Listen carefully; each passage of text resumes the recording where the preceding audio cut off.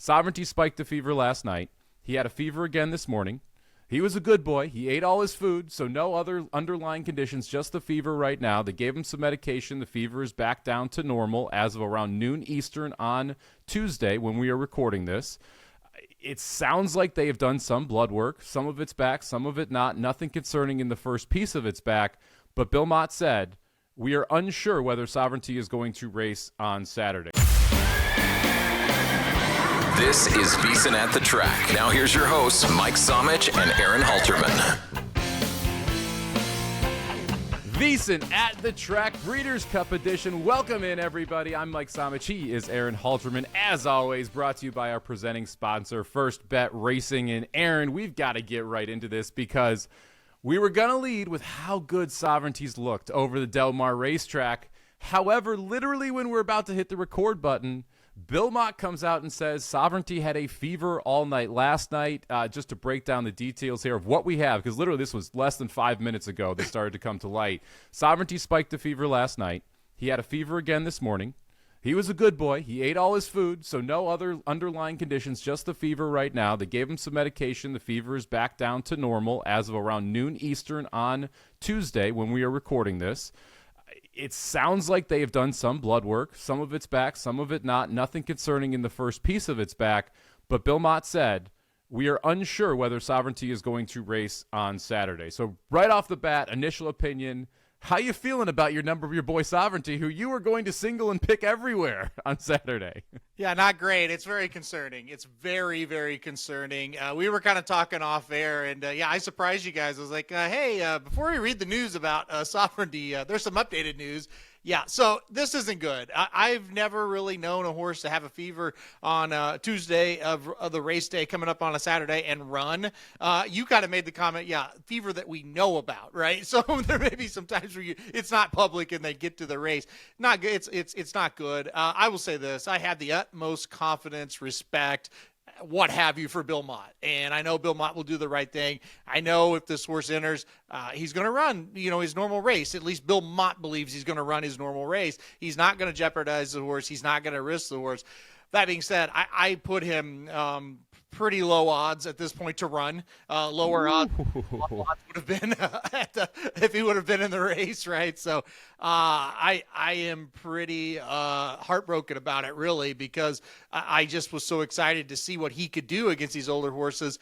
And it's a major pivot from a handicapping standpoint. Thankfully, we're not doing the Saturday preview on today's show because I don't really know if we could do a show at this point. It's a major pivot, at least for me, maybe not for everybody. But I don't think he's going to run, Mike. If I had to guess, I would say he's not going to run. Oh, wow. Just bringing the heat right out of the gate there. I think it's a tough scenario. Yeah, you are dead on. Like, when you find out a horse has a fever 3, 4, 5 days before the race, generally they are not going to be in the race. This being the Breeders' Cup Classic is one of the few races where I think Connections would consider still entering the horse. Your point around Bill Mott, I completely agree with. He is very much a horse-first trainer. We saw them skip the Preakness with Sovereignty to make sure that the back end of the season was planned properly.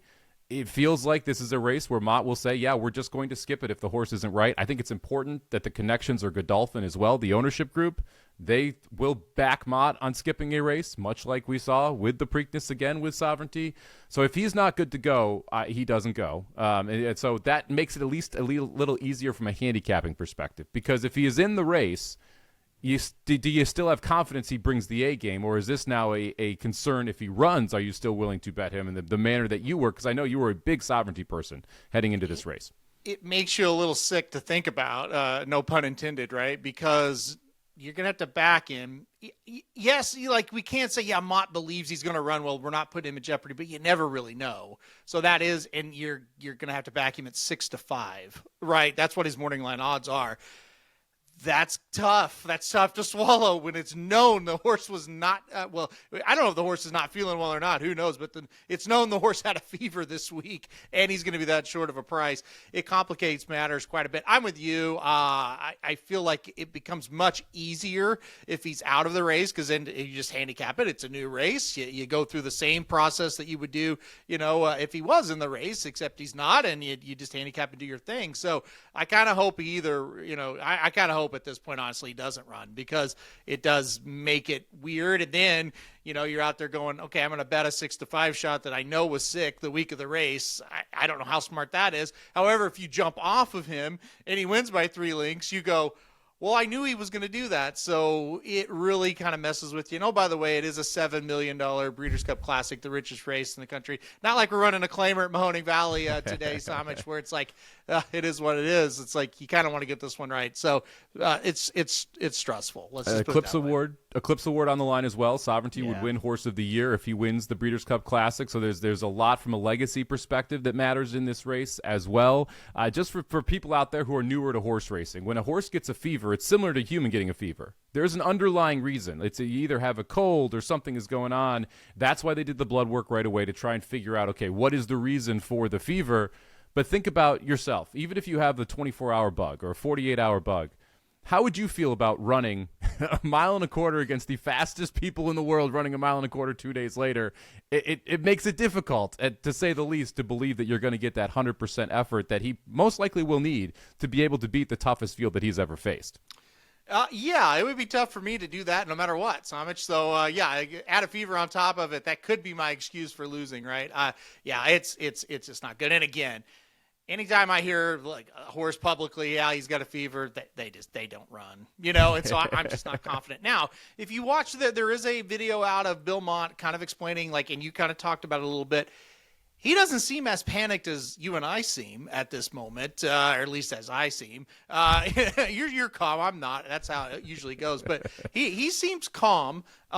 He doesn't seem concerned. He said the horse is eating great, all this kind of stuff. So I don't know. Maybe I'm being overly negative about it. But I just, we've been in a long time, and when they announce they have a fever, it's just they usually don't run.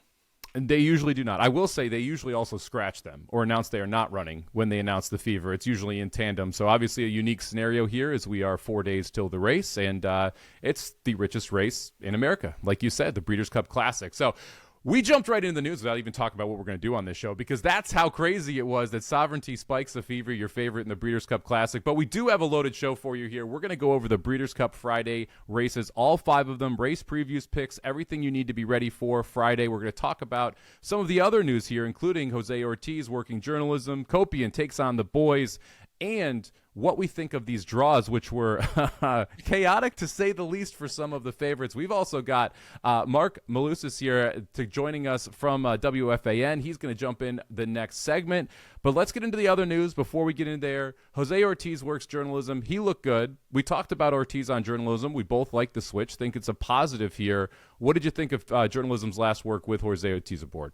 Yeah, look, he's kind of a robot at this point, right? Journalism. He just kind of goes out there and does his thing. He does the same thing, whether it's workouts, whether it's races. And, he just hasn't been good enough to beat Sovereignty, and he wasn't good enough to beat Fierceness last time out, but he still runs awfully well, even in defeat. So I think it's great. I think he's in there with a good shot here. We like the change to Ortiz. I don't know if that'll lead to a win for journalism, but I do think it leads to maybe him being in a little bit better spot to compete in this one. And look, I think if horses, had emotions, they do have emotions, but if they knew, hey, Sovereignty's not running, if you could tell him that and he would understand it, he would be smiling, because that's been the problem, right? So he's obviously, looking better if that's going to happen with the Sovereignty getting scratched. So no, he's doing great though, leading up to the race. Like always, he always does great leading up to the race. You can see how flustered Aaron is because it all goes back to Sovereignty. That's the only thing that is on his mind currently, because again, huge news here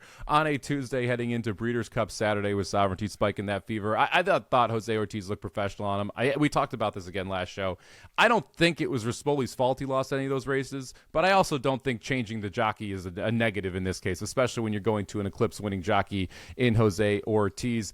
Kopion, the filly, taking on the boys in the sprint, draws the rail. The one post listed as 7-2, your second choice on the morning line. What did you think of Kopion's decision here to take on the boys, and what do you think of the post as well? Odd decision and not a great post is the two things I would say there for this race. It's a large field. I don't want to be drawn inside with a large field, especially sprinting. So I'm a little bit worried about that for Kopion. It was odd, right? Because, like, I don't know about you. I haven't handicapped, like, all the way through Saturday. I have through Friday. Obviously, we're going to talk about those races. But I have looked, obviously, pretty hardcore into the Filly and Mare Sprint, and I think Kopion looks great in that race. But we're trying the regular sprint against the boys. It's like she doesn't look awful in this race, Mike, but it's like I think she's the favorite in the Filly and Mare Sprint. I don't know what they're doing. This was a very weird mood. Are they kind of tipping the hand a little bit? Are they saying, hey, we think she's really, really good. We're going to go try to win this bigger race? I don't know.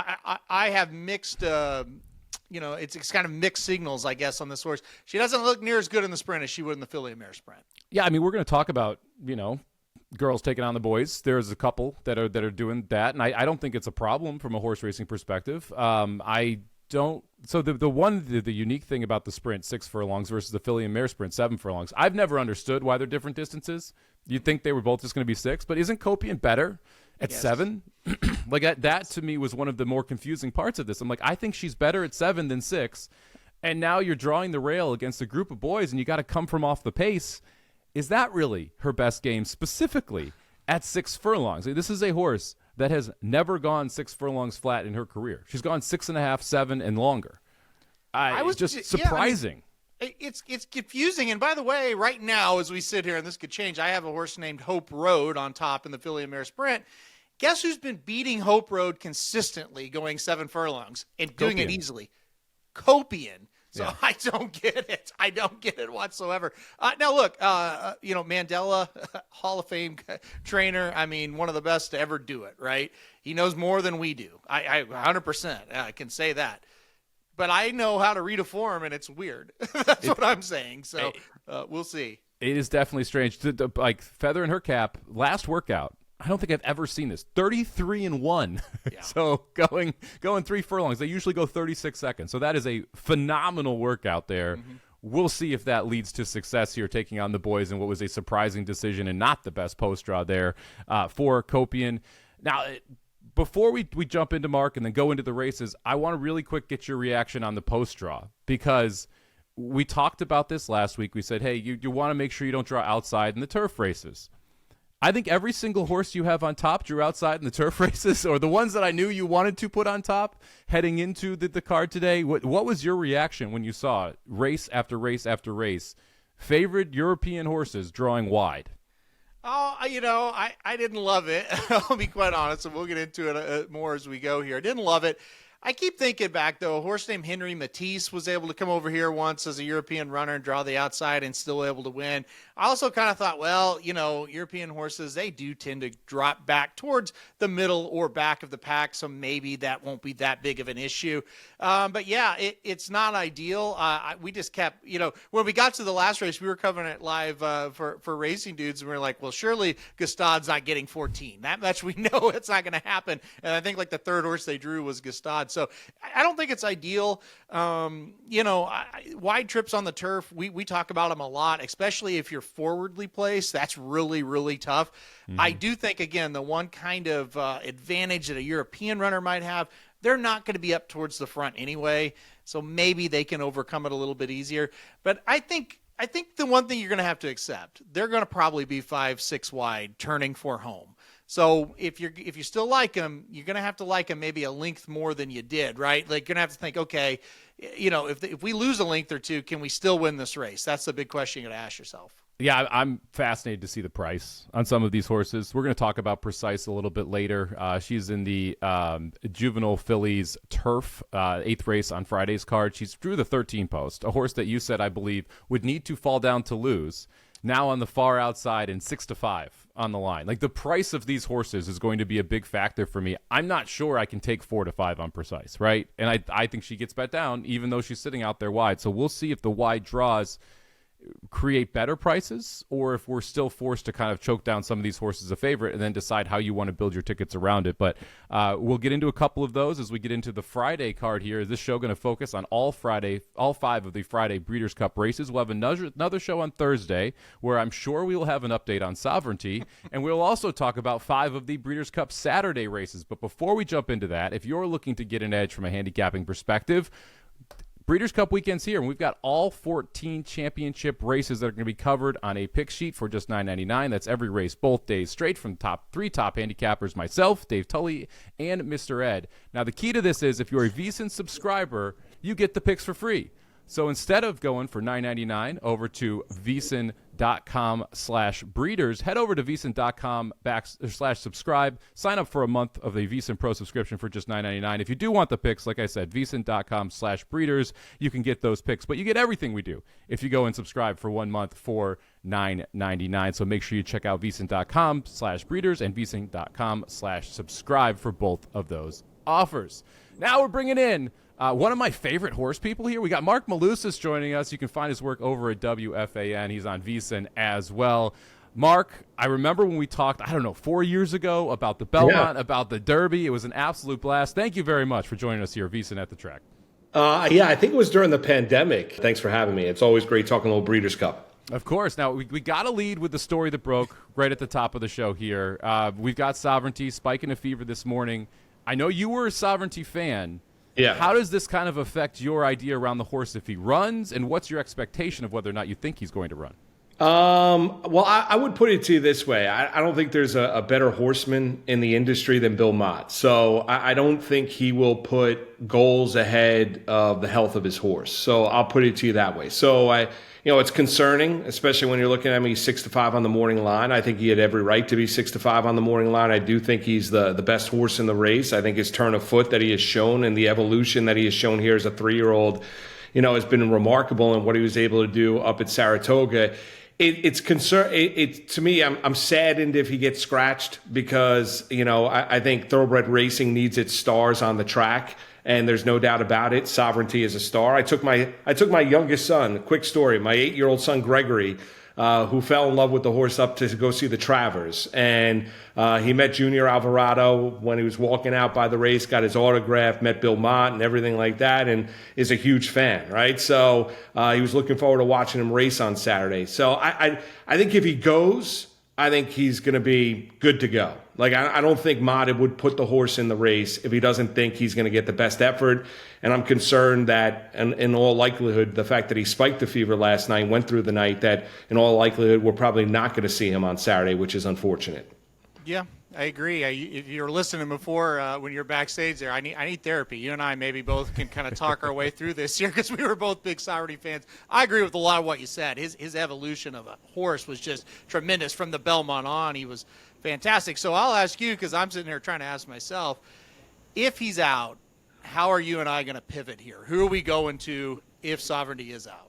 Yeah, I think we go to last year's winner. To be honest with you, I think we go back to Sierra Leone. And I had Sierra Leone a year ago, and I love the fact that they were flying on the front end, and I think they went 45 and change, and then seeing them wearing those pink silks and flying and everything like that, and listening to Chad Brown, and I think he's got a little bad racing luck, especially in his last race. He still closes, and he has a 10 lead, obviously lug into the left, and we've seen that over time. But I think if he gets the pace to run at, I would probably go back to Sierra Leone in the race. I'm not a huge fierceness fan. I think he's one that you look at and says either he wins and he runs his eyeballs out, or unfortunately runs up the track. That's the kind of what you get from fierceness. Could Saturday be his day? Yeah, it could be, but that's what you're getting, in that Todd Pletcher trainee. So, I would lean more towards Sierra Leone if it's not Sovereignty. I don't know if we'll necessarily get the pace that we did a year ago in the Breeders' Cup Classic, but that's where I would go. So I had Sovereignty on top as well. When I went through my first glance, I had Antiquarian in second. I don't know if I have the cojones to put Antiquarian up top there at 15-1. So we'll have to check back in on Thursday, see if I still want to keep going with that opinion. Marc, one of the races I look forward to the most every single year, the Breeders' Cup Turf. We've got Rebels Romance, who has won this race twice and came in and was very impressive in the Turf Classic at Belmont at the Big A last time out. Got a race under the belt in North America. Yet is not your morning line favorite. That goes to a horse named Minnie Hawk, she's been phenomenal. This is another example of a filly taking on the boys. Aidan O'Brien brings this one over after she just missed in the Arc de Triomphe. What's your expectations around the turf here, and who are you putting on top? Yeah, I went outside of those. I landed on Goliath. the French bred, who is, I think, coming off a really good race. If you watch the last race over in France, I love the fact forwardly placed, the turn of foot shown in the lane, the ability to finish strong, extend the lead late. That's where I landed. I think 8-1 on the morning line is Goliath in the Breeders' Cup turf. I always lean kind of Euros. I think Mini Hawk's going to be difficult. I mean, I don't think there's any question about it. The ARC second place finisher. We've had a tendency at times to see the ARC winner or horses that finish in the top 3 or 4 come over to the Breeders' Cup turf and run really, really well. So would not be all that surprised if Mini Hawk ends up winning it. Have a ton of respect for Charlie Appleby and Rebel Romance, no doubt. Has won races here in the States, has won races over the seas. But I wanted to go with a little bit of a different spin because sometimes you get outliers. I lean Euros, especially in the turf and on the grass, even though it's out west and it's not going to be soft conditions. I landed on Goliath, the French bred, at 8-1 on the morning line. Little bit of the kind of swerving on us there, and I kind of like that as well. There are some other horses in that race too that are double-digit odds, and they're not that far behind Mini Hawk and Rebels Romance. And look, Mini Hawk, like Somich said, she's coming off of a really, really tough race over in the ARC just a month ago. Got to ship over here. I think there's question marks as well. One thing I want to ask you, because Somich asked me, I thought it was a good question. We're going to talk about the 2-year-olds today. All these European runners, and you said you kind of lean European horses in a lot of these turf races, but in the big ones here on Friday, Precise, Gustad, they both draw all the way to the outside. How did that kind of influence how you're kind of looking at those 2 races right now? Yeah, it's a problem. I mean, that's, because trips, I mean, it's an issue. So, you have to look at it and you have to kind of, even though you might lean Euros and say, I think they're a little bit more talented, maybe a little bit more seasoned at times. But when you're talking about 2-year-old baby races, not necessarily the case, but, maybe a little bit more gifted. The post positions are killer. I mean, it really is. I mean, trips make the race. You guys know that better than anybody else. So, you could have a really talented horse, and unfortunately, if they're stuck on the outside, that is a massive negative when you're looking at it and you're going out there and handicapping the race. So, yeah, Gustad, I think, is very talented. When you look at the 2-year-old baby races and you look at Future Stars Friday, very, very talented. But you got to take everything into you got to look at the trainer, you got to look at the jockey, you got to look at past performances, and certainly you got to look at post positions, especially when you're looking at inexperienced baby races.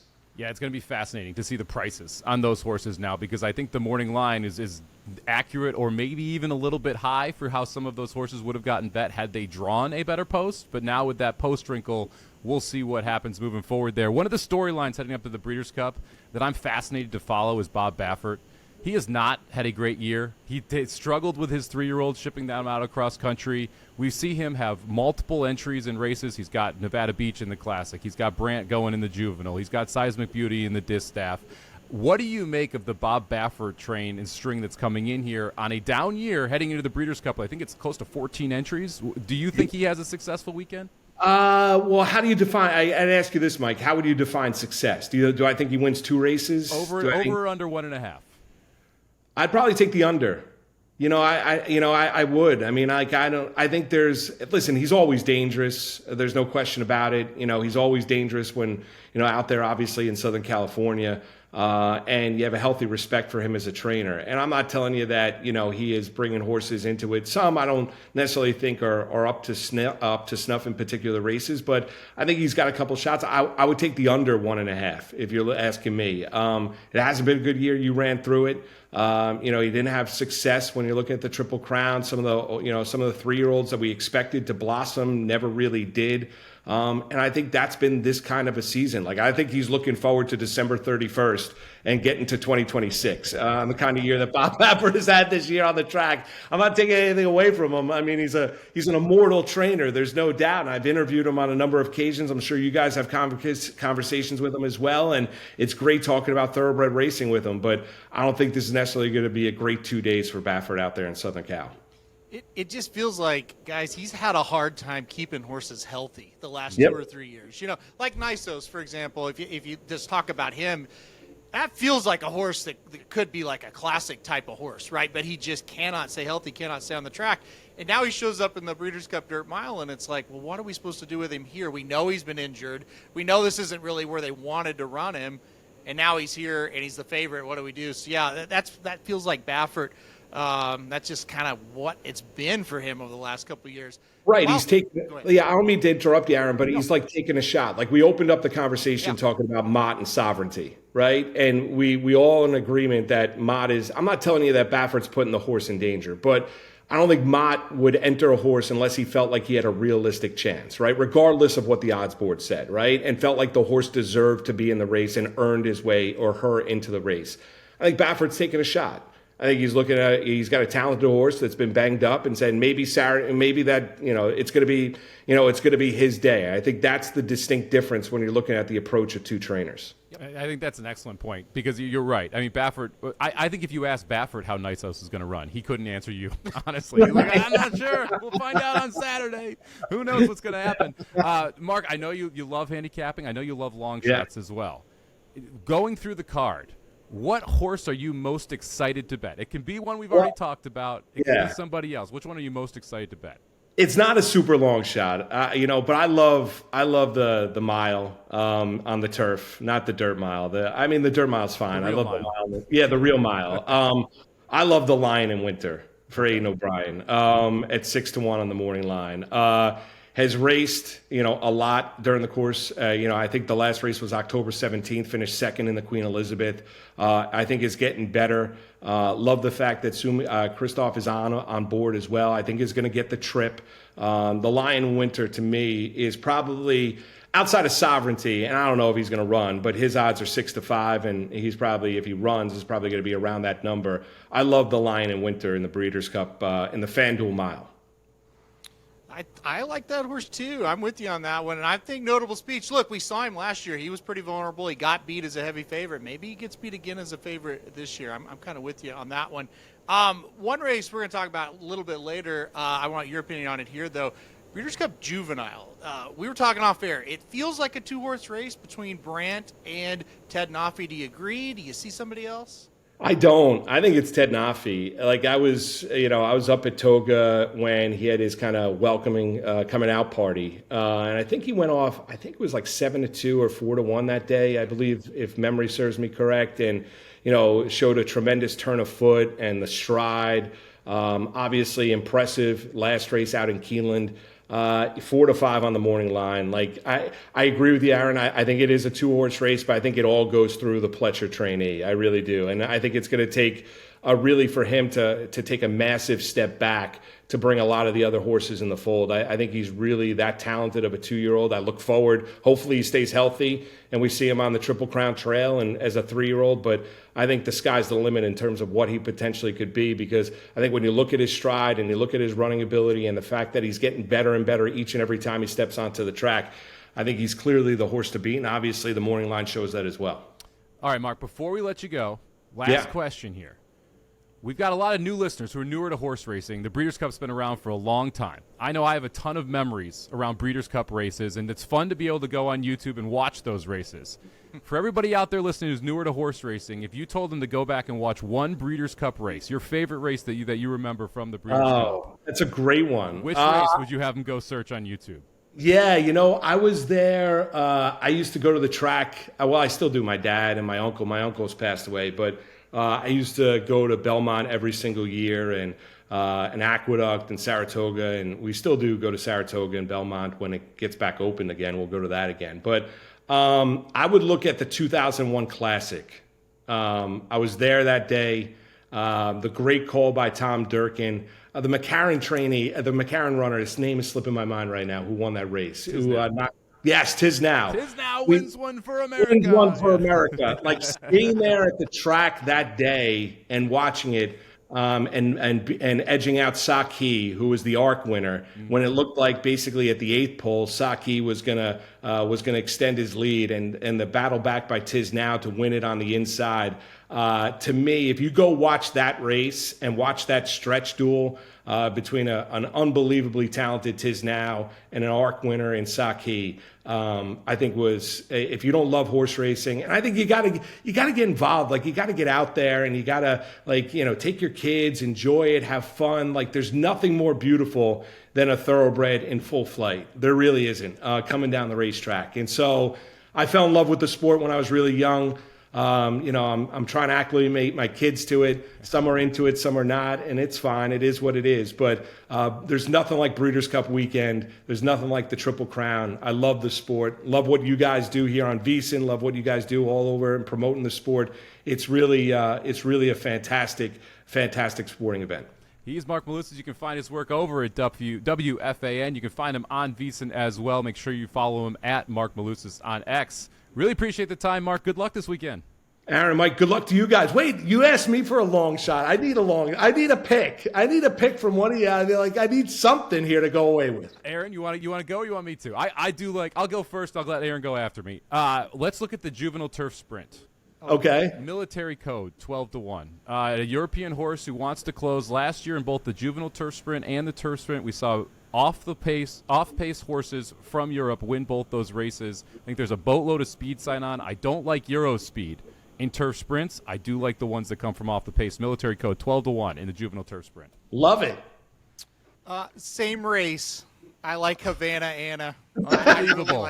Unbelievable. Well, listen, you stole it. I would have went first, and then I could have stole it. I agree with the logic that it looks really chalky on Friday. I think you've got to go price hunting in that race. True Love is going to be the favorite. I don't think she's a major standout. She can surely win. I wouldn't be shocked. I think you can find prices. I like Havana Anna. I like the other Aiden O'Brien trainee, Brussels, as well. But Havana Anna just barely lost last time out to True Love. I think 5 furlongs is the game Havana Anna wants to play. I think she turns the tables. I like her. Love it. Love it. I love it. That's great. I marked it down. I'll be sending you tweets over the weekend. This is the beauty of Breeders' Cup. You can go through every race and make a case for like 4 or 5 horses that are 10+1. And that's what makes this so exciting. And that's what makes it so hard to pick favorites as well, even though, as Aaron said, we're going to cover the Friday races. It's hard to get away from some of the chalk here. So we'll see what we can do here as we try and find some more long shots. We have a video tomorrow, Mark, which we're going to put up with our favorite long shots from both days. So make sure you check that out. It's going to be over at VSiN Live. You can find us in podcast form over on Apple or Spotify. He's Marc Malusis. Mark, thank you very much for the time. Really appreciate it, man. We got to do it again. Aaron, Mike, thanks for having me. Good luck this weekend. Thank you very much. All right, before we jump into the Friday races, let's talk about a little bit of what First Bet is doing over at what First Bet is doing on their site for Breeders' Cup fans for VSiN here. First Bet is the official racing partner of VSiN, and they are thrilled to bring in an exclusive offer to bet the Breeders' Cup World Championships over there. Use promo code VSiNBC, that's VSINBC, and you'll be entered to win an all-expenses-paid trip to Las Vegas when you deposit and bet $200 on the Breeders' Cup. Plus, when you deposit and bet $100, you'll get a 1-year VSiN Pro subscription with access to exclusive content, picks, and more. Bet the Breeders' Cup with First Bet, the official racing partner of VSiN. Use promo code VSINBC, VSINBC. Go to first.com/VSiN to sign up today. That includes a cabana at Circus Swim as well, Aaron. We're talking about airfare, 2-night hotel, $250 food and beverage bonus, and a cabana. All you got to do is sign up over at First Bet and use promo code VSiNBC. Bet $200 this weekend. And we're going to help you do that because, Aaron, we're going to go through the Friday races, which are awfully fascinating here. And we're going to start out with a race that we were just talking about, the Breeders' Cup Juvenile Turf Sprint, race number 6 on Friday's card. We have got a boatload of horses. We're going to be heading postward here. We've got 10 of them signed up. We've got 17 of them signed up here to head postward. Only 12 will go, but we do have those 5 also eligibles who could draw in. We mentioned that your favorite's going to be True Love here, 7-2 on the First Bet morning line. A horse from Europe who has been very good. Your favorite from a U.S. perspective, Schwarzenegger, 5-1, a horse that we've talked about quite a bit on the show in the past. We talked about who we like from a long shot perspective. Is that who are you going to put Havana Anna on top here, or are you going elsewhere?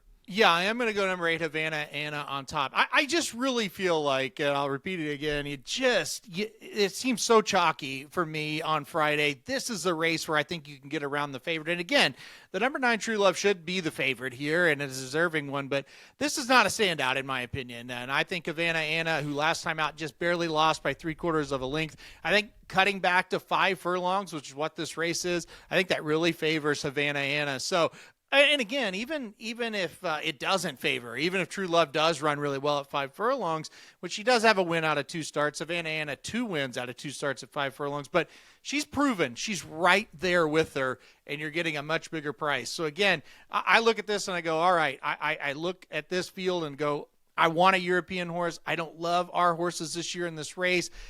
I think Havana Anna's the one. I like the price, so give me the number 8, Havana Anna. I think she might float up because I think True Love's going to get bet pretty hard. Yeah, it's funny. We when you talked about this race a couple years ago, it was always avoid the Europeans, right? We did not see Europeans winning turf sprints in the Breeders' Cup. Last year, we saw both turf sprints won by Europeans. We saw a European win the year before as well in one of the turf sprints. So we've seen that European influence come out more in these turf sprints where it was not originally when we were running Breeders' Cup races. I will reiterate this, though. It's European closers that I want. I don't want horses in Europe that are on the lead, and that moves me away from True Love. It moves me away from Havana Anna, who are both forwardly placed in Europe, because the speed in the U.S., specifically the gate speed, and specifically turf sprinting gate speed, is so different than turf sprinting gate speed in Europe. They're just not as fast early. Until I see a European horse go gate to wire in one of these races, it's going to be hard for me to really want to jump on the European horses that are forwardly placed. I agree with you. I don't think this is the best bunch in the world. Schwarzenegger, I actually think, is kind of interesting because this kind of feels it's a little Golden Palace where this horse is just up by 3 immediately and plays catch me if you can, and we'll see if anyone can catch Schwarzenegger. Now, has not looked great finishing the last couple races, so I'm a little worried that someone does catch him. I do think it's Military Code, the 2 here for me. 12-1, William Buick, Charlie Appleby. Love me some of those connections. And this is a horse that ran second to Revival Power last time out, who came back to win, has run against worse horses than the ones that you were talking about. But this is your closer, and this is the horse that's gotten better with almost every single race as we step forward.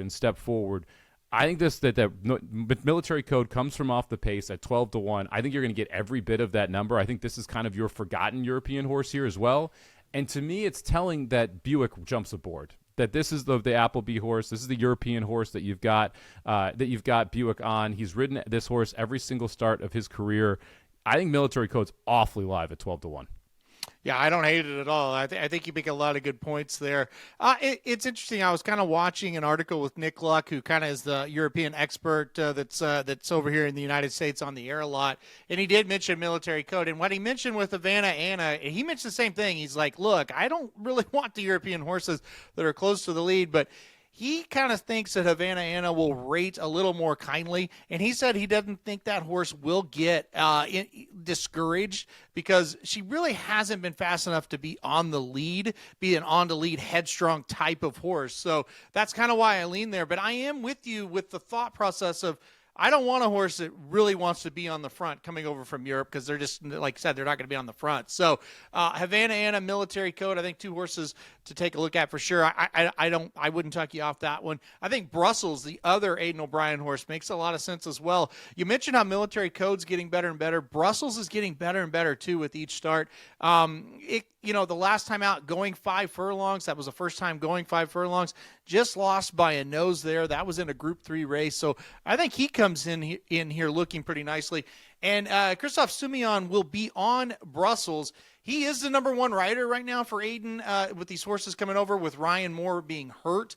Now, with this situation, True Love, really Simeon had not been on that horse. True Love had been ridden last time out by Lorden. That's who's going to ride him here. So I'm not real worried about it, but at the same time, hey, I think it helps. Getting Simeon on board is not going to hurt, as I guess I should say. So I thought Brussels made sense as well.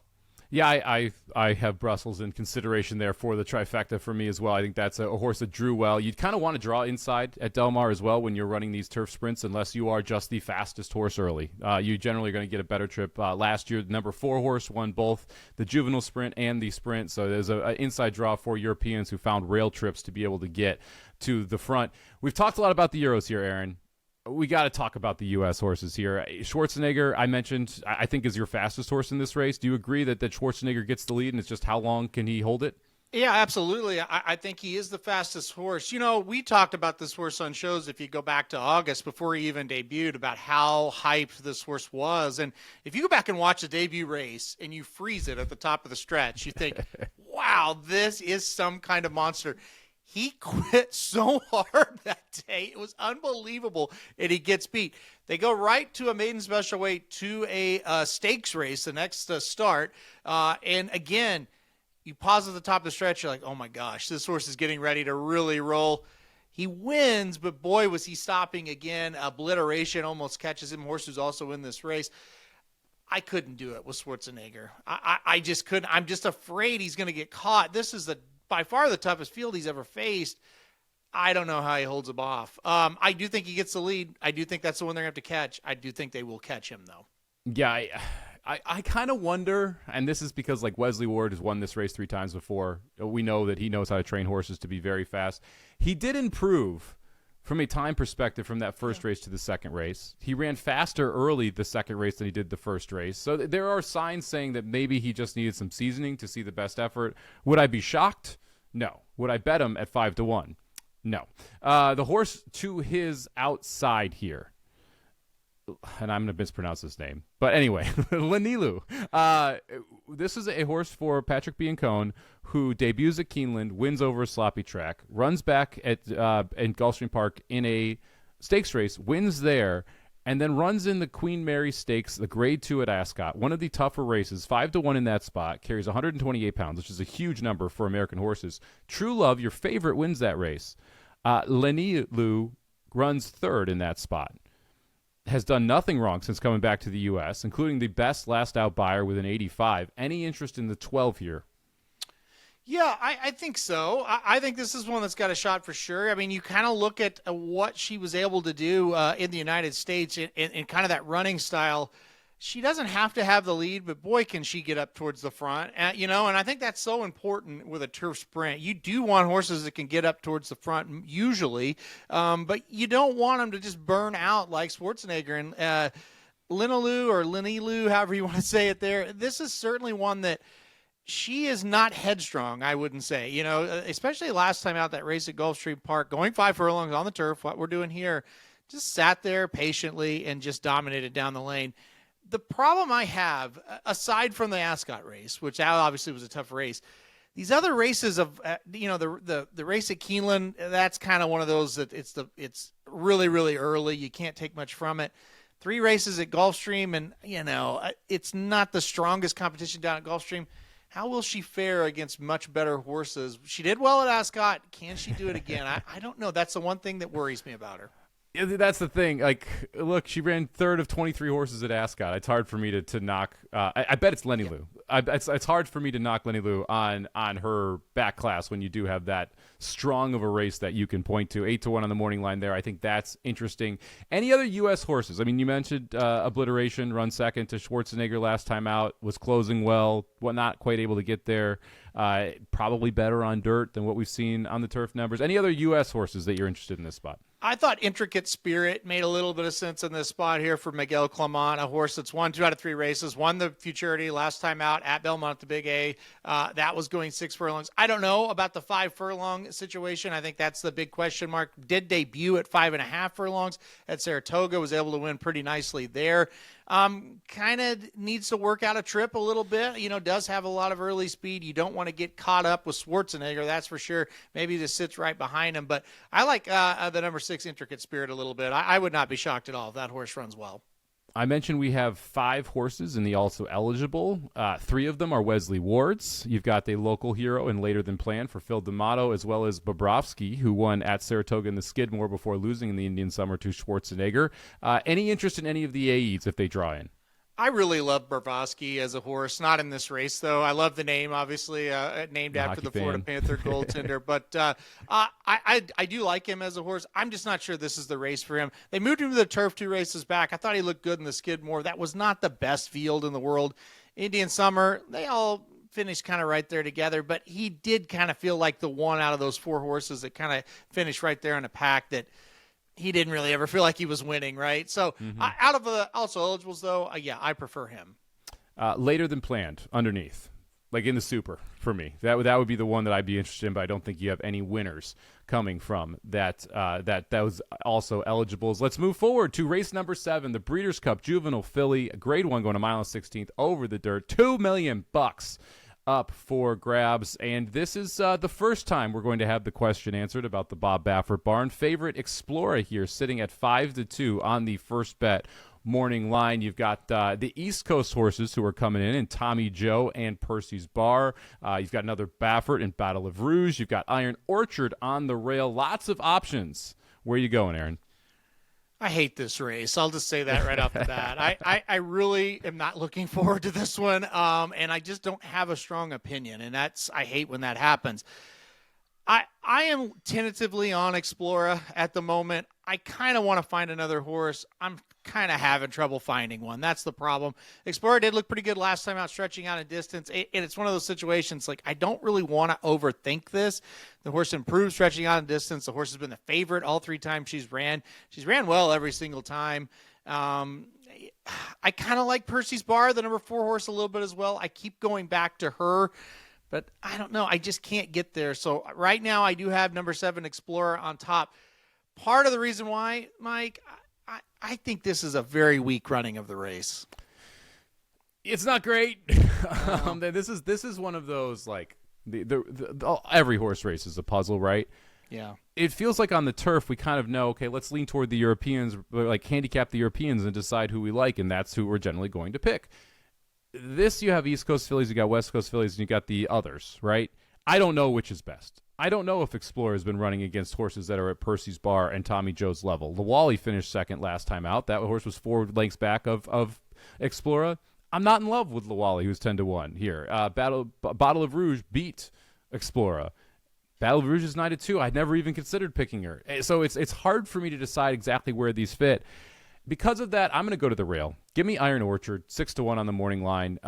This is a horse that has ran in New York State Bred Company and then won the Grade 1 Frizette off it. We've talked about these shifts from New York State Bred Company to big-time class jumps, and then they go out and they win Grade 1s. This is another example of it.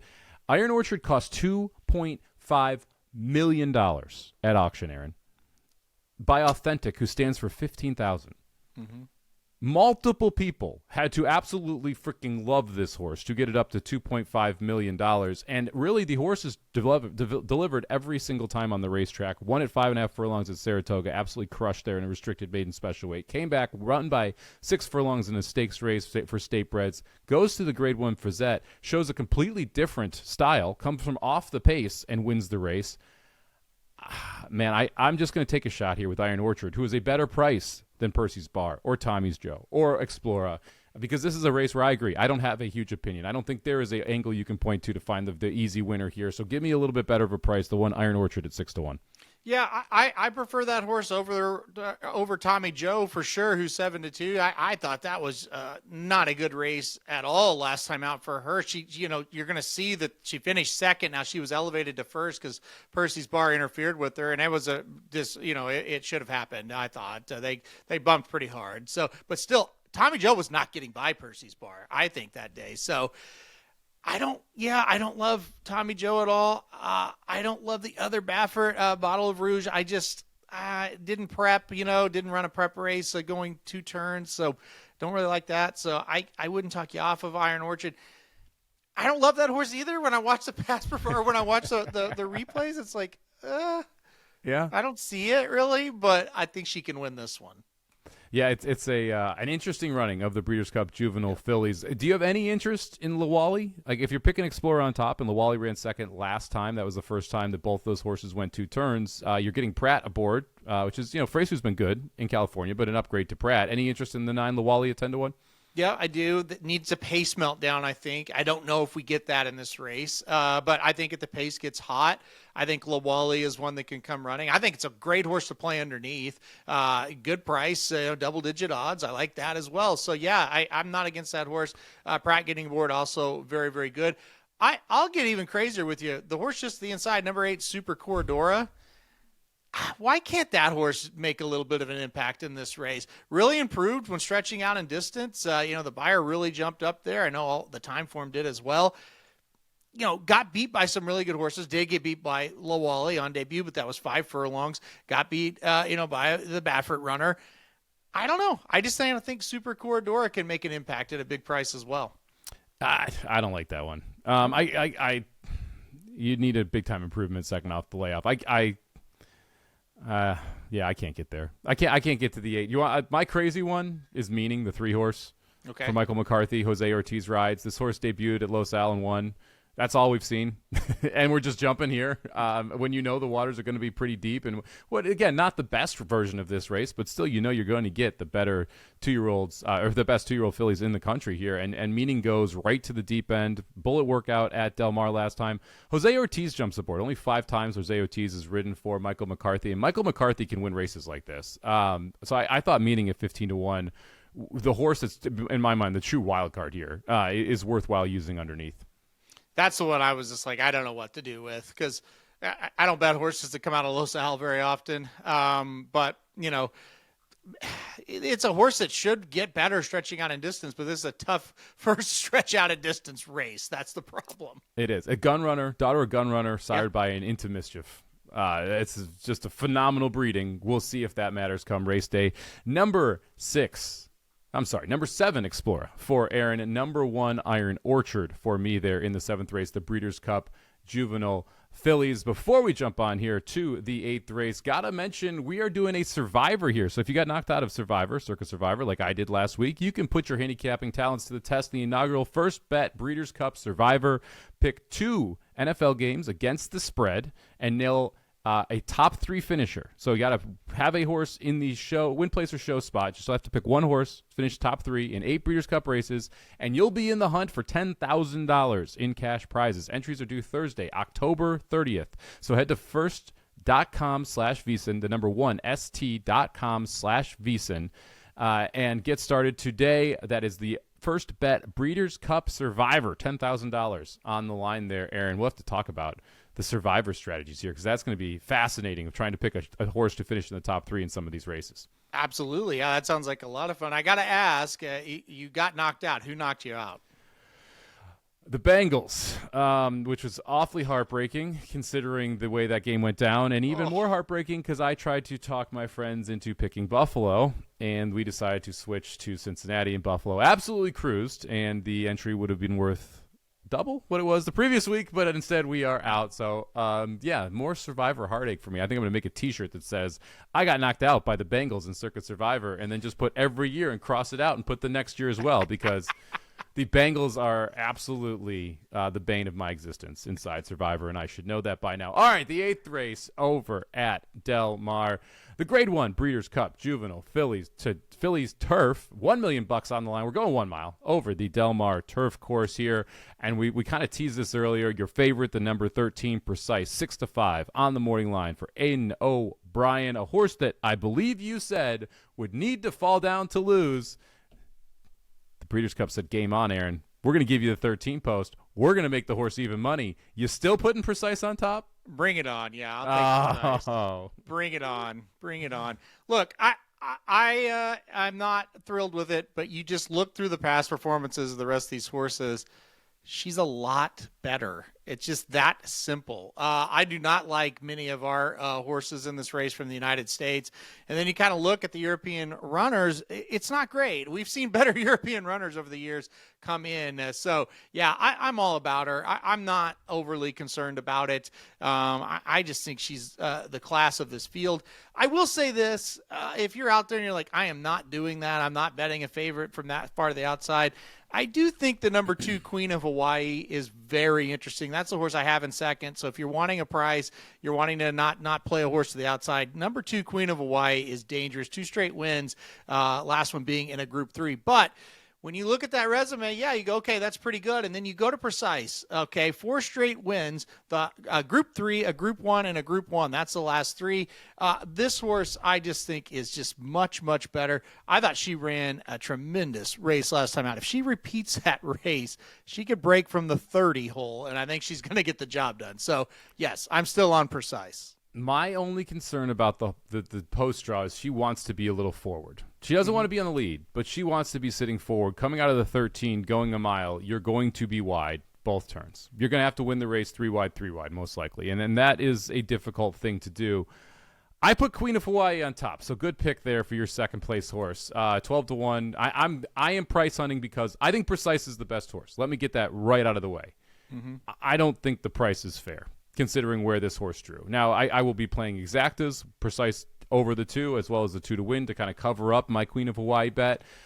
But I kind of kept going back to the 2 here, and when you look at this horse, trained by Joseph O'Brien, the son of Aidan O'Brien, the connections don't ship a lot of horses over here. The last 2 races I thought were very good. I thought the first race was even pretty good, especially considering the start the horse got in that race. Is a horse that's forward but doesn't need the lead. I think that should play out very well considering the trip that I project here for Queen of Hawaii as well. And the price at 12-1, for me, tough to get around. What do you make of the pace in this race? Do you think we're going to have a lot of speed, or do you think this is one where we're going to have a little more tepid of pace? Yeah, I think it'll kind of just be in the middle. I don't think they'll crawl, but I don't really think we're going to have some kind of crazy wicked pace. I just don't. Usually these juvenile turf races, you don't see that. Now, you might in the sprint, but when they go 2 turns, you don't usually see it.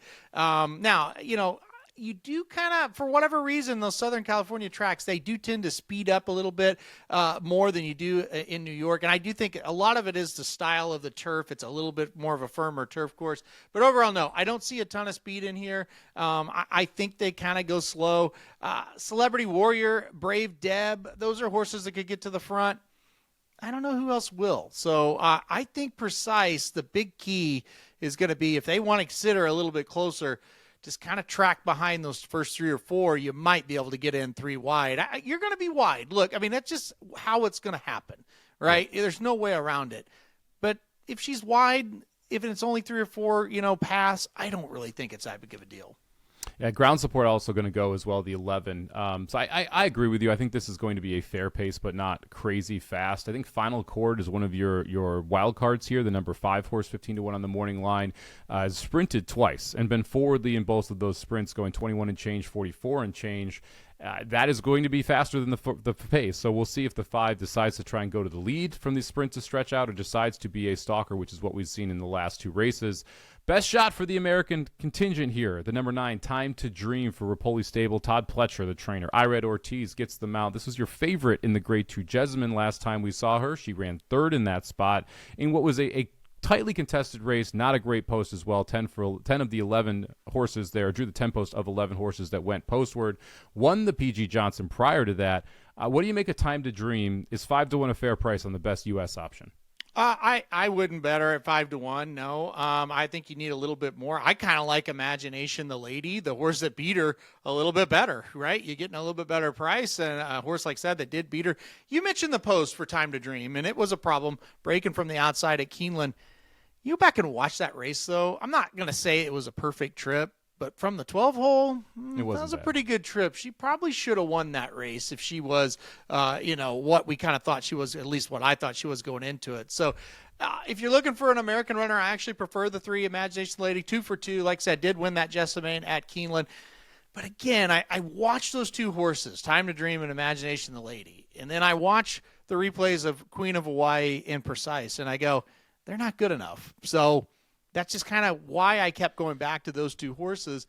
And really, to me, if Precise draws the 8 hole, I don't think anybody's really debating it. At least I'm not, and I don't know if you would be or not. But, yeah, the 13 does kind of go, well, maybe I can put Queen of Hawaii in there, big enough price to use them both.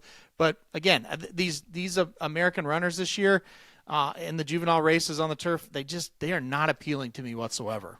You know who is the best-looking American runner when you watch the replays? Who? The 1 horse, Ultimate Love. And it's not one that people are going to gravitate toward, because this horse has run once at Colonial and twice at Laurel. But when you go back and you watch those Laurel races, I think she's the best U.S. horse. I really do. I'm not saying she's going to win the race, but at 8-1, she will be included underneath in my exactas and tries here, because I do think that she has the best opportunity to win the race of any of the U.S. horses. She has not been fully tested. The horses that she's beat are not as good, even close to as good as any of these horses, right? Mm-hmm. But the closing kick that you saw in both the $62,000 N1X allowance and the overnight stakes, the Selima there, was awesome. Go back and watch those races. She's more impressive than the 3. She is more impressive than the 9. Now, could they turn the tables? Obviously they can. But at 8-1, I think Ultimate Love is your most interesting U.S. horse in this spot. Yeah, I don't disagree. It's just hard to play her coming off those races at Colonial and Laurel. Yep, speed, it is. Speed figures look good, and they match up, if not look a little better, actually. But it's just like, boy, what was there? That's the big problem. But again, if I'm sitting here going, none of these United States horses really impressed me, well, maybe it is a year where a horse from Laurel can come over and hit the board in a race like this, right? Because it's just like, I'm not seeing it. And usually, especially in this race, you've got a Chad Brown runner that looks pretty good. You've got a Clement runner that looks pretty good. Where are they, right? We just don't have that this year. Yeah, they are kind of missing. You do have Brad Cox and Infinite Sky who beat Time to Dream last time 20-1. I would be very surprised if that horse is in it at the end, despite having Flavian Pratt aboard. Was 20-1 last time, 20-1 this time, facing a little bit tougher. Number 13, Precise for Aaron here. Race number 8, the Breeders' Cup Juvenile Filly Turf. Race number 2, or horse number 2, Queen of Hawaii, 12-1 for me in the Breeders' Cup Juvenile Filly Turf. On to race number 9 on the Friday card, the Breeders' Cup Juvenile, mile and a 16th over the dirt. Morning line favorite here, your first bet morning line favorite, the number 8, Ted Noffey, 4-5 on the morning line. Your second choice, the number 7, Brant, 5-2. Is it that simple, Aaron? I think it is. I really think it is. I know there's some in love for Trepido. I think he still has some improving to do. Blackout Time was a horse that I kind of liked, but was beaten fair and square by Ted Noffey. You could say the same about Litmus Test. The other 3 horses leave a lot to be desired. I think it's Brant versus Ted Noffey here. And look, I think the big difference and why I'm leaning Ted Noffey, he's win a mile and a 16th, and he looked really good doing it, and Brant skipped the last round of prep. So this will be the first time Brant goes long, will be at the Breeders' Cup. So I think Ted Noffey's got a big advantage there, and I think that's the difference for me. I think it's a very simple race. It's one of those 2. It's the 8 for me. Yeah, I agree with you. I don't think that you get cute here. I think you either like Brant gate to wire or you like Ted Noffey passing him in the stretch. I'm going to go with number 7, Brant. I'm going to go the gate to wire threat here for Bob Baffert, who I thought was super impressive on debut. I thought was very good in that futurity and just wasn't ever really asked. I think the speed is going to be the difference here. And I think this is a son of gun rider out of Liam's map mare, should have no issue with the distance. And if the distance comes up clean, I'm not sure who presses. Like, I just think that Brant just gets clear and then plays catch me if you can, and I don't think they catch him. I do think Ted Noffey's an awesome horse. I think Ted Noffey probably runs second here, but this is the least interesting of the Friday races to me because I do feel like it is simply a 2-horse race. It feels it for sure. My worry with Brant is just, like I said, that lack of not going long. I just like to see a horse go at least a mile coming into the first race, going a mile and 16th. I don't know. I don't know why they skipped it. It kind of, my mind goes back to, Brant has that bad paddling situation. Is he kind of not healthy 100%? Is that why they skipped the last round? Or they just want him fresh? I feel like there's a lot of question marks around him. Now, it is Bob Baffert with Flavian Pratt aboard. You do see this horse, and you go, yeah, going to go to the front. No question about it. So am I going to be shocked the horse holds on, takes him gate to wire just like Citizen Bull did last year? No, not going to be shocked at all. I just kind of think Ted Noffey's going to be breathing down his neck. Yeah, if the prices were flipped, I'd be picking Ted Noffey. Right? Okay, there you go. If the prices were the same, I'd probably be picking Ted Noffey. But I'm getting 2.5-1 versus 4-5. Give me Brant. And again, this is one of those races where I'm not in Breeders' Cup races. If I'm taking a horse that's 5-2 and I'm saying a 4-5 shot is the horse I want in second, I'm not usually betting a lot of money on it. We'll just put it that way, right? Where it's just like one of those spots where it's like, yeah, I don't want to go crazy here just because of who we have in this race. If we are trying to round out a triple, round out a super, is it as simple as the 1 and the 2 who are the only other 2 horses under 10-1, or do you have one of the long shots that you think is interesting? No, I think you hit it right on the head. I kind of am interested underneath in the 6 Litmus Test. I thought he ran pretty well behind Brant 2 races back. I thought he ran pretty well behind Ted Noffey in Blackout Time. So maybe that horse gets up for 4th or holds on for 4th, maybe we should say. Or, maybe he just kind of the blocker for Brandt, but hangs around and hits the super. You know what I mean? I get to see that kind of trip working out for litmus test. So if you want a longer price, that's kind of be the one I would go to. But look, I think Blackout Time and Intrepido are the two logical ones. If you want to just kind of play it straight or do something like that and go with all the 1 through 4 horses there. But litmus test is the one where I'm like, yeah, maybe you could see this horse. I thought he improved running 2 turns, so maybe this is a horse that's ready to run kind of a better race this time. Yeah, he got better. I don't like the fact he went to Keeneland. No. That to me was a bad sign. Yeah. Just because it's Baffert doesn't usually ship out to Keeneland then bring him back here if they're the top tier horse, especially this late in the 2-year-old season. So I hate to be that dude, but I would just be 7-8-2-1, move along. It just doesn't seem that interesting of a race to me. Race number 9 on Friday, the Breeders' Cup Juvenile, number 8. Ted Nafi for Aaron. Number 7, Brandt for me, because he's 5-2. If we did have the same price on the 2, I'd be taking Ted Nafi as well. Heading on to race number 10, the final Breeders' Cup race on Friday. The Breeders' Cup Juvenile Turf, 1 mile over this Del Mar turf course. And if you're looking for the favorite, you're going to have to scroll down for a while, because stop if you heard this before. All the way on the outside, the European Gstaad, 9-5 on the morning line. This horse has been a beast in Europe. And I know a lot of people considered this the most likely winner on their Breeders' Cup card. Is he still the most likely winner when he gets hung out in the 14 post, Aaron? Yes. Boring, look, come on. It's the same thing as, look, and when you tune into the Saturday show, I think there's many, many more chances for prices. But the Friday card, it's just like, this horse is so much better on paper than the rest of these, in my opinion. I know it's a bad post, but I just struggle to find somebody that I want to back that just looks better than him. Yeah, look, he lost the last 3 races. They've been very narrow losses, races he ran very well in. These horses that he's facing, they're not as good as those, that he faced. I went and I was like, I just can't find anybody. Botas, the 12 horse, I kind of like that horse, but when you watch the replays, it just doesn't look like he stacks up. Argos, another horse here in the United States, I like that horse, but again, kind of watch that last race, I'm not sure to what level he can kind of raise that game to, right? So, yeah, I'm being boring today, but I like number 14, Gstaad, on top.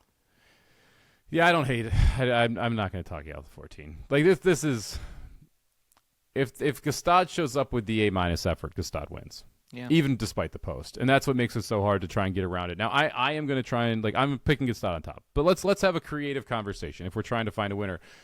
Isn't there not much pace in this race for 14 horse field? Yes.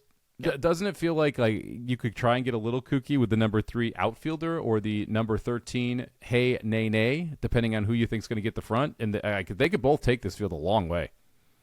I think outfielder could. Yeah, I'm with you on that. I looked at him there for a while.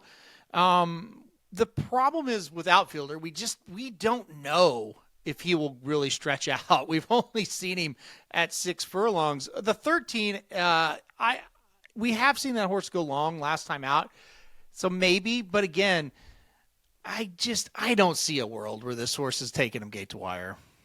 Yeah, I think Hey Nene probably needs outfielder's going to get the lead. Let's just be honest here. Yeah. This is a Wesley Ward horse breaking from the 3 posts, going a mile on the Del Mar turf. You have the most speed of any of the inside horses. Street Beast to your inside has a little bit of speed, but not outfielder's level of speed coming out of a 6 furlong race at Keeneland on the dirt. Prior to that, ran in the Grade 1 Parks Morny over in Deauville over in France, and ran against Gstaad, ran 4th in that race. Only 6 horses, though, so you don't want to get too excited about a 4th-place finish there.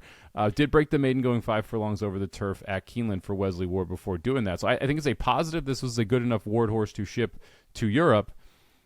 I think turf is probably right, and Speightstown over Magladoro tells me a mile should be very much within the eyesight here for outfielder. So I do think the 3 is a little bit interesting to take this field for a very, very long way.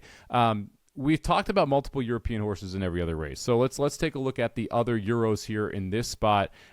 Any interest in anyone else who is shipping in here? You've got North Coast, the number 6 horse. You've got Erdicia, the number 10 horse, and that is about it. I mean, we are a little short on European runners. Well, I think that tells you that they're scared of Gstaad, number 1. And number 2, I do have one that I like, and it is a big price, the number 10 Ardizia. I think this is a horse.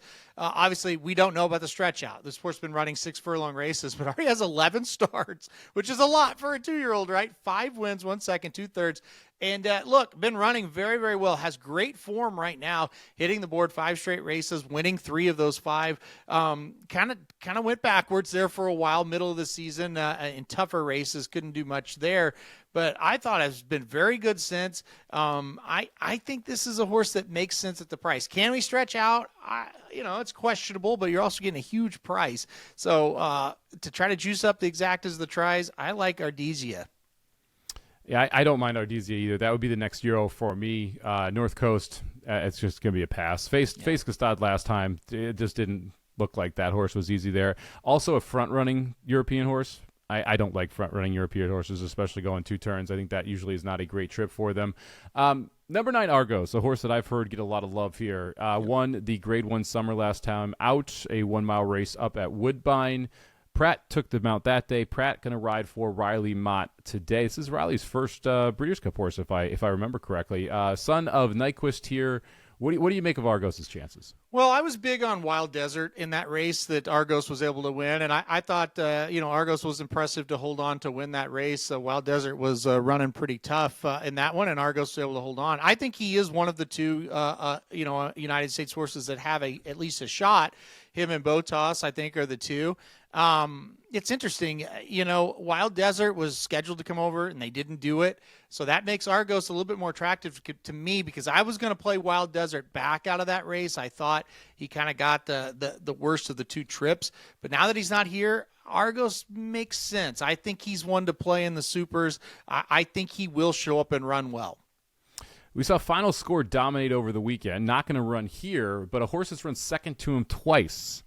Here's Johnny, the 1-horse 15-1, who is going to be one of the more fun horses to call at the Breeders' Cup if you are an announcer. Any interest in Here's Johnny here after the With Anticipation and the Pilgrim back-to-back second-place finishes, including a very close second to Botas, who you think has a shot from an American contingent here? Yeah, I thought ran okay. Going to need pace, and like you were saying, I'm not sure what that looks like. I thought last time out, made a nice move. It definitely made a nice move. Big odds there. Well, I guess not that big, almost 8-1. So, look, I just don't love any American horse, especially ones that have ran second behind ones that I am just okay on to begin with. So I don't have a lot of interest, no. That is your Breeders' Cup Juvenile Turf there. Number 14, Gstaad for Aaron, 9 to 5 on the morning line. Number 14, Gstaad for me, 9 to 5 on the morning line. Take a look at Outfielder. Take a look at Ardizia as well, the 3 and the 10 in that spot. If you're looking to bet these races or any races, make sure you're heading over to firstbet.com. Use the promo code VSiNBC, VSINBC, and you'll be entered to win an an all-expenses-paid trip to Las Vegas when you deposit and bet $200. That includes airfare. That includes a 2-night stay at Circa, $250 in food and beverage credit. You get a tour of the VSiN studio, and you get a cabana at Circa Swim. Pretty incredible offer there. Make sure you check out the First Bet Survivor as well. Head over to the st.com/VSiN. That's first.com/VSiN. Get involved in the Breeders' Cup Survivor with $10,000 on the line. Absolutely free, Aaron. So great option there as well if you're looking to just get a little bit of action without having to put any money on the line. But make sure you do sign up. VSiN BC, great promo there where you could win a trip to Las Vegas, 2-night stay at Circa. You've been to Circa. You like that spot, don't you? I do like Circa, yeah. Best sports book in Las Vegas, no doubt about it. Double-decker. That was impressive to look at that, and you could go see the VSiN studios over there in the corner as well. That's kind of neat to see that. And, yeah, Circa, very cool. The pool area, very cool as well. Yeah, I'm a big fan. And, man, right there on Fremont Street, you just walk out. There's a stage. There's always a band playing right there as well, so pretty cool. Sneaky good food options. I will say that. Because everyone talks about Barry's the steakhouse. The steakhouse is good. But if you're looking for like a $20 meal, the deli, very good. 8 East has a killer fried rice over there, and you've got very good burgers up there as well. So the good food options there outside of just the steakhouse over at Circa. Make sure you head over to firstbet.com. VSiN, BC promo code there if you're going to bet the Breeders' Cup. All right, Aaron, that's going to do it for our Friday preview here. I want to check your temperature before we go. We're checking Sovereignty's temperature every hour. Let's check Aaron's. After an hour, we've let this marinate a little bit. How are you feeling about Sovereignty? Are you still in the same 20% chance he's going to run, or do you think that's higher or lower? Where are you at? Oh, I'd say 2% chance. He's gonna run. That's where I'm at with it. Negative Nancy Aaron Halterman coming out here. What everyone really wants to know, how does this affect whether or not you're going to take my head-to-head bet that I've been trying to get you to bet for 3 weeks? If sovereignty is out, are you willing? Are you willing to get you can have Baez, I'll take journalism head-to-head for a bottle of tequila. Let's get to the important stuff at the end of the show here. This changes it. Listen, tune into the show. It'll be coming up. We got another show. I'll make my decision then. See, this is why you wait, right? Since you tried to bully me into take the bet 3 or 4 weeks ago, journalism has a new jockey. Sovereignty might be out of the race. So, yeah, this is why you wait. No. Should have done it back then. You should do it now. Give me my free bottle of tequila. Journalism going to beat Baeza. Thank you very much for joining us. If you're listening on Apple or Spotify, make sure you hit the subscribe button. We're going to have another episode on Thursday covering the Saturday portion of the Breeders' Cup card. We're going to have, maybe, you have to subscribe to find out, some surprise episodes before then as well. Could be covering long shots. Could be an interview. You never know what's going to pop up on that feed. Subscribe on Apple or Spotify. If you're watching us over on YouTube, hit that thumbs up button. Help the algorithm out. Comment below with who you like on these Friday races, and make sure you subscribe to @VSiN Live as well to catch every episode of VSiN at the Track here, Breeders' Cup week. For Aaron Halterman, our super producer Matt Deutsch, I am Mike Somich. Good luck at the track. This is VSiN at the Track.